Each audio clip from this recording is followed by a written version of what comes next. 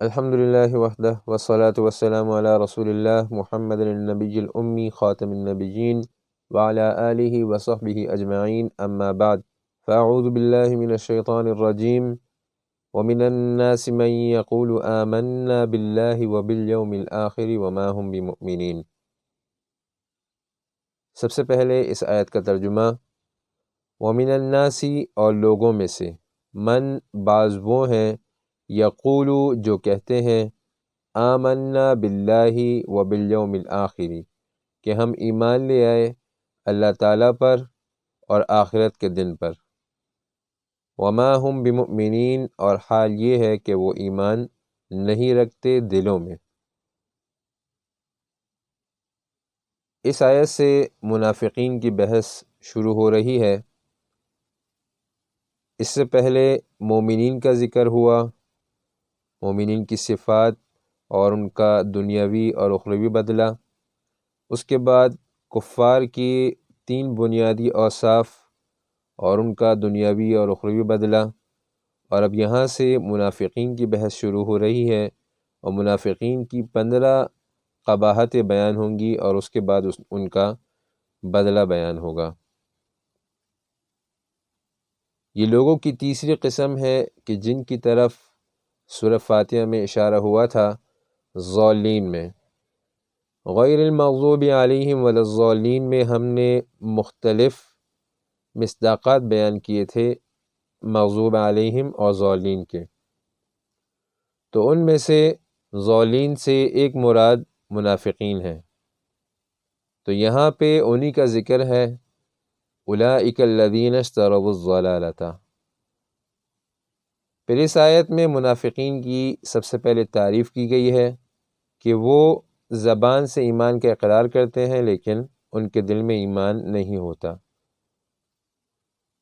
اسی طرح اس آیت میں منافقین کے 2 اوصاف قبیحہ کا بھی ذکر ہے کہ زبان سے ایمان کا دعویٰ کرتے ہیں اور دل میں عدم تصدیق ہوتی ہے، یعنی دل میں ان کے ایمان نہیں ہوتا۔ تو یہ 2 اوصاف اس آیت میں ذکر ہیں۔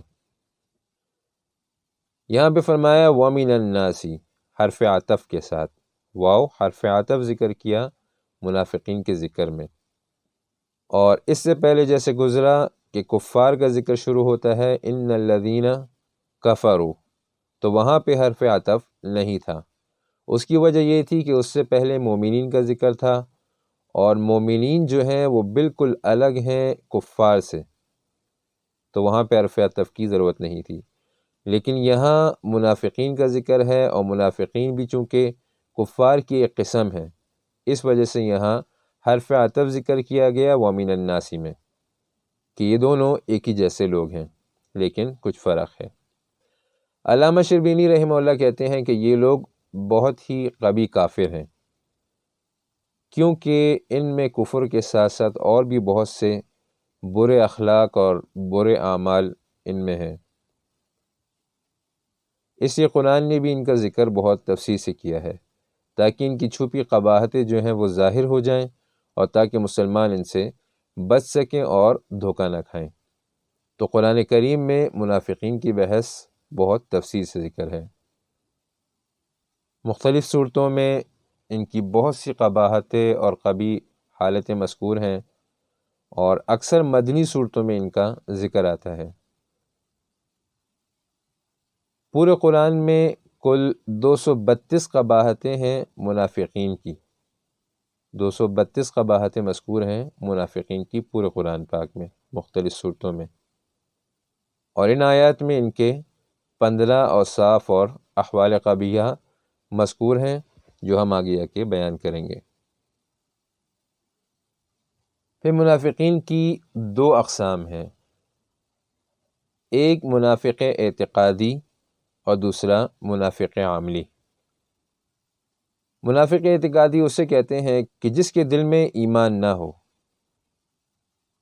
پھر اس کی بھی 2 قسمیں ہیں، ایک وہ کہ جس کے دل میں شک ہو، وہ حق اور باطل کے درمیان فرق نہ کرتا ہو، مسلمان اور کافر دونوں کو صحیح سمجھتا ہو، تو یہ منافق اعتقادی کی ایک قسم ہے کہ دل میں اس کے شک ہو، کہ وہ یہ فیصلہ نہ کر پاتا ہو کہ یہ اسلام حق ہے یا حق نہیں ہے، کفر حق ہے یا نہیں ہے، دونوں کو برابر سمجھتا ہو، تو یہ ایک قسم۔ آج کل بھی ایسے بہت سے لوگ ہیں، بلکہ باقاعدہ اس کی دعوت چلائی جاتی ہے کہ مسلمان اور کافر یہ سب برابر ہیں۔ آج کل اس کی دعوت بہت زور و شور پر ہے۔ وہ کہتے ہیں کہ مسلمان اور کافر میں کوئی فرق نہیں ہے، سب انسان ہیں۔ اتحاد بین المذاہب کی ایک اصطلاح ہے، اس کی دعوت چلائی جاتی ہے کہ تمام مذاہب کا اتحاد۔ ان کے مطابق تمام مذاہب یہ محترم ہیں، سب کا احترام کرنا چاہیے۔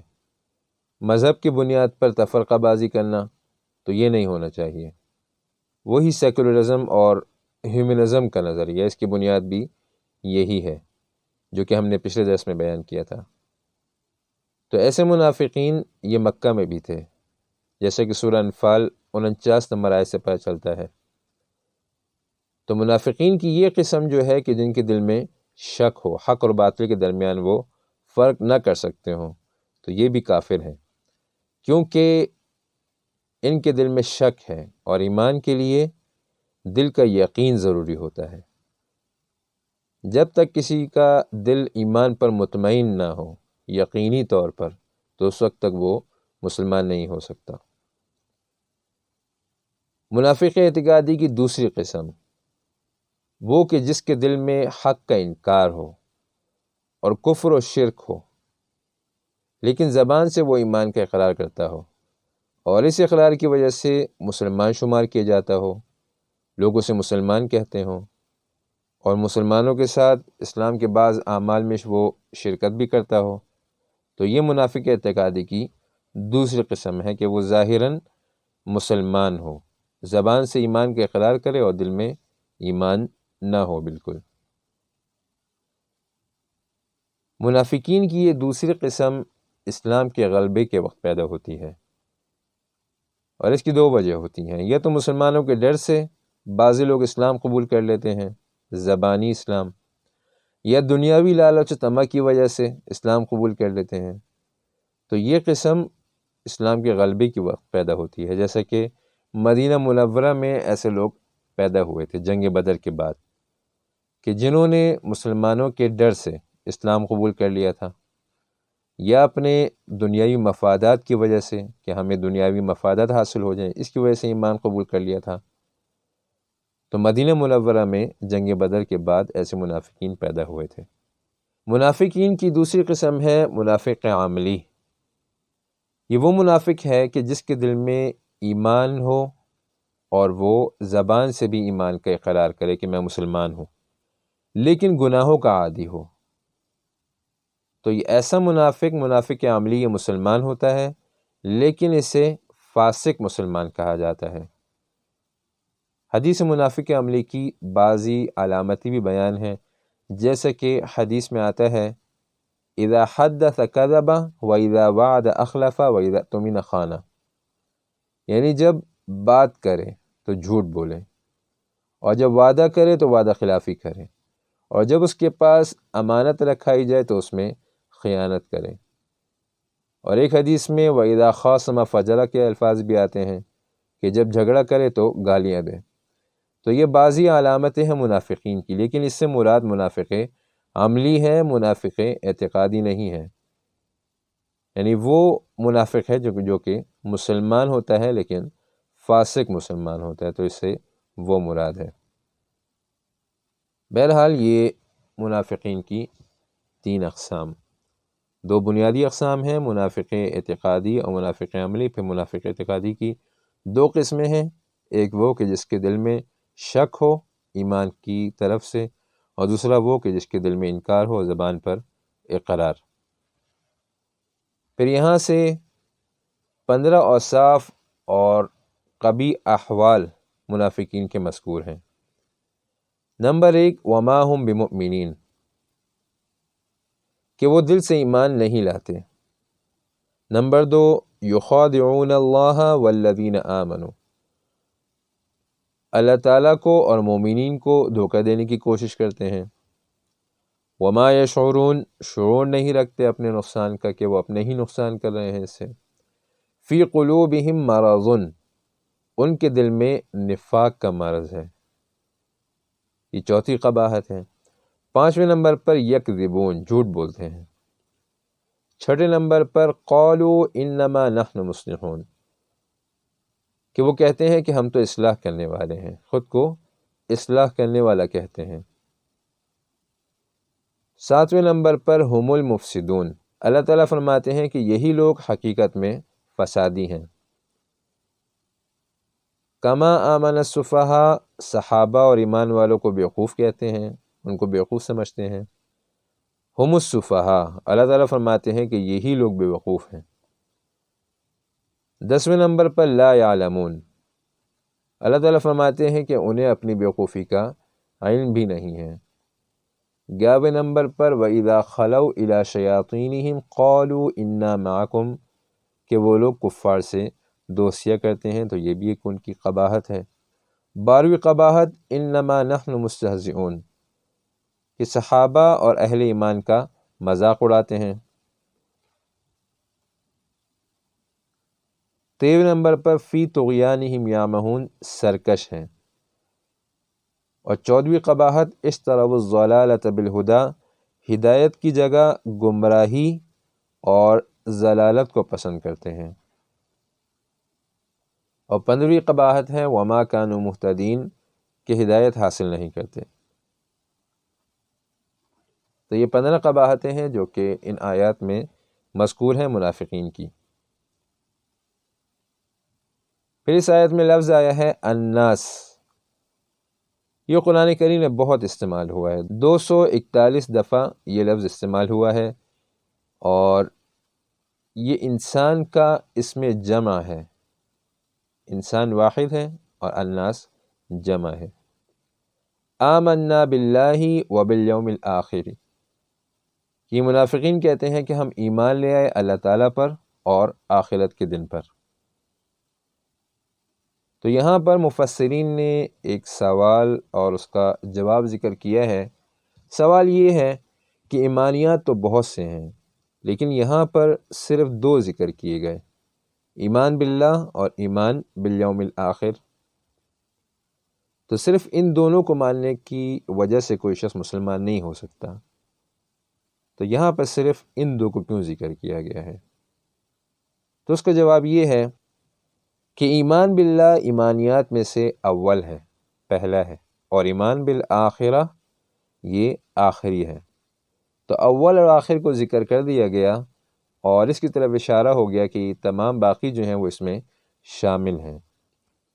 تو اس وجہ سے صرف یہ 2 ایمانیات ذکر کیے گئے، باقی ذکر نہیں کیے گئے۔ وما ہم بمؤمنین، اللہ تعالیٰ فرماتے ہیں کہ یہ لوگ مومنین نہیں ہیں۔ تو یہاں پر ایک سوال پیدا ہوتا ہے کہ اس سے پہلے ان کا اپنا قول ذکر ہے، آمنا باللہ وبالیوم الآخر، اور حدیث میں آتا ہے کہ فَإِذَا قَالُوهَا، یعنی جب یہ کلمہ توحید کہہ لیں، عَصِمُوا مِنِّي دِمَاءَهُمْ وَأَمْوَالَهُمْ، تو رسول اللہ صلی اللہ علیہ وسلم فرماتے ہیں کہ ان کی جان و مال یہ محفوظ ہے۔ تو اس سے پتہ چلتا ہے کہ اس قول سے انسان مومن ہو جاتا ہے، تو پھر ان سے ایمان کی نفی کیوں کی گئی، یہ کیوں فرمایا گیا وما ہم بمؤمنین؟ تو مفسرین اس کے 2 جواب دیتے ہیں۔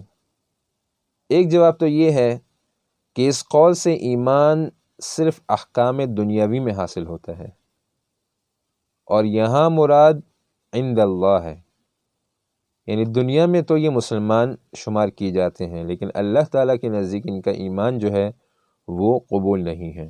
تو ایک جواب یہ ہے۔ دوسرا جواب یہ ہے کہ اس قول کا اعتبار اس وقت ہوتا ہے کہ جب ایمان کے منافی کوئی کام، کوئی چیز موجود نہ ہو، نواقض ایمان میں سے کوئی ناقض موجود نہ ہو، اور یہاں ایمان کی نفی اس لیے ذکر ہے کیونکہ اس کے بعد ان کی طرف سے نواقض ایمان ذکر ہیں۔ نواقض ایمان ان کاموں کو کہتے ہیں کہ جن کی وجہ سے انسان ایمان سے نکل جاتا ہے اور کافر ہو جاتا ہے۔ ہر چیز کے کچھ نواقض ہوتے ہیں، جس طرح وضو کے نواقض ہیں کہ جن سے وضو ٹوٹ جاتا ہے، نماز کے نواقض ہیں کہ جن سے نماز ٹوٹ جاتی ہے، جیسے نماز میں بات کرنا، سینہ پھیر لینا قبلے سے۔ روزے کے اپنے نواقض ہیں، کچھ کھا پی لینا تو اس سے روزہ ٹوٹ جاتا ہے۔ اسی طرح ہر عمل کے اپنے نواقض ہوتے ہیں کہ جن سے وہ عمل فاسد ہو جاتا ہے، برباد ہو جاتا ہے۔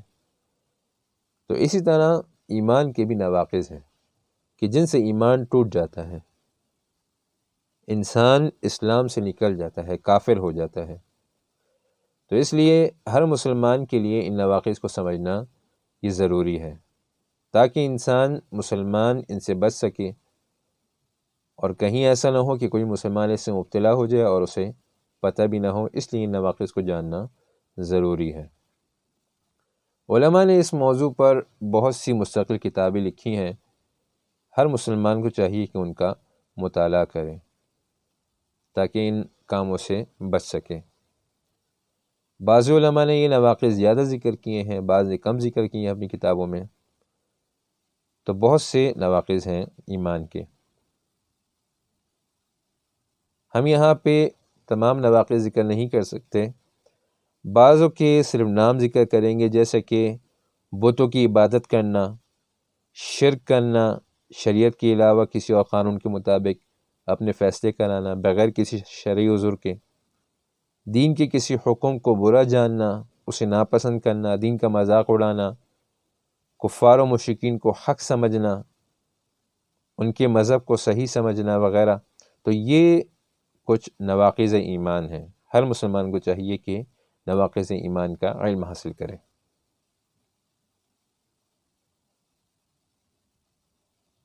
وما ہم بمؤمنین کی بحث میں علماء نے ایک اور اشکال اور جواب ذکر کیا ہے کہ یہاں سوال یہ ہے کہ اس آیت میں کفار کا قول جملہ فعلیہ کے ذریعے ذکر کیا گیا، وَمِنَ النَّاسِ مَن يَقُولُ آمَنَّا بِاللَّهِ وَبِالْيَوْمِ الْآخِرِ۔ تو آمنا یہ جملہ فعلیہ ہے، اور اس کے بعد ان کے قول کی نفی ہے، وما ہم بمؤمنین، تو وہ جملہ اسمیہ کے ذریعے ذکر کی گئی۔ تو اس کی کیا وجہ ہے؟ تو علماء اس کی وجہ یہ بیان کرتے ہیں کہ ان کے قول میں تاکید نہیں تھی کہ ہم مومنین ہیں، بلکہ یہ صرف ایک دعویٰ تھا، اس لیے اس کو جملہ فعلیہ کے ذریعے ذکر کیا گیا۔ اور وما ہم بمؤمنین میں ان کے اس دعوے کی نفی ہے، تو وہ جملہ اسمیہ کے ذریعے اس سے ذکر کیا گیا کیونکہ جملہ اسمیہ میں تاکید ہوتی ہے، تو اس میں تاکید ہے، اور تاکید کا مقصد انہیں مومنین کی جماعت سے نکالنا ہے کہ یہ بات پکی ہے کہ وہ مومنین میں سے نہیں ہیں بلکہ کافر ہیں۔ تو یہ اللہ تعالیٰ کا فرمان ہے اور فتویٰ ہے کہ جو شخص زبان سے اقرار کر لے اور اس کے دل میں ایمان نہ ہو تو وہ مومن نہیں ہو سکتا۔